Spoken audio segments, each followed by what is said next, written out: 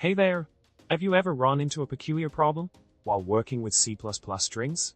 Well, imagine this. You're trying to use a custom separator for string literals in C++ like rstrand, very long, strand, only to be surprised by Visual Studio throwing compiler error C2026 at you. This error, string too big, trailing characters truncated, pops up when the string exceeds the limit of 16,380 single-byte characters. Quite the unexpected problem, right? Now, let's dive into the solution to this string debacle. The C++ standard doesn't set any minimum requirements for string lengths, but it does recommend that implementation should allow for strings up to a certain length.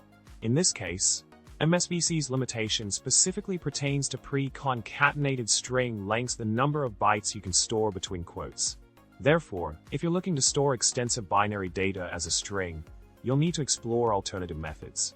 Solution aside, it's worth noting that you could theoretically create a standard compliant compiler that triggers C2026 for every string.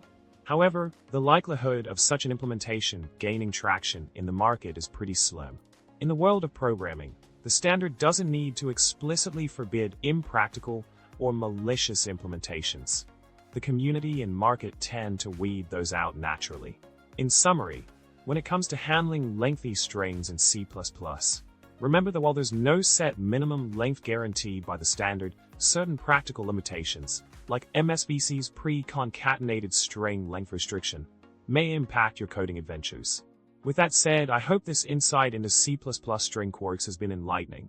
Remember to subscribe, like, and drop a comment with your thoughts. Until next time, happy coding!